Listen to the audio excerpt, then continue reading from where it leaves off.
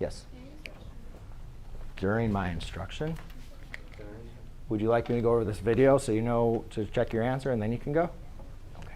So basically, ladies and gentlemen, all we're simply going to do is graph each equation separately. So a lot of times, I like to go ahead and just rewrite the equations away, apart from each other, just so I can remember how to graph each one separately.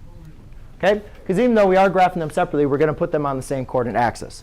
Now, the reason why I like separating them is because if you're having trouble identifying or how to graph, the best thing I would say to do is to identify the slope and the y-intercept. Even though it might be something that you're like, I know what those are.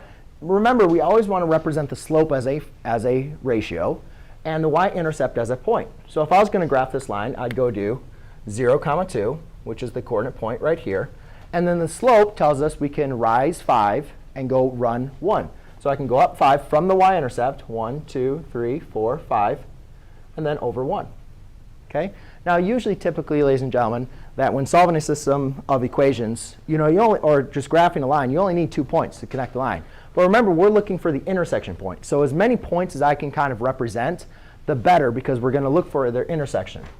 I could also make this a -5 over -1, because -5 over -1 is also positive 5. So I could go down 5, 1, 2, 3, 4, 5, and then to the left 1.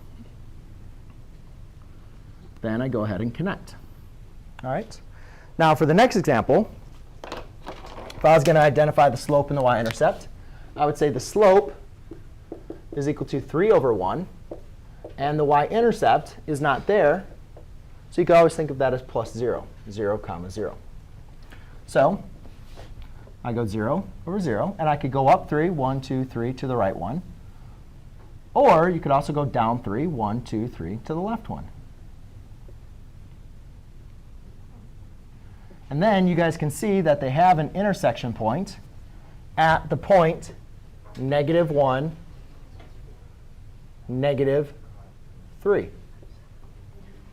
Not my best graph, but that is now, we can label that consistent, independent. Anybody have any questions on that? Nope? Good? OK. So let's do a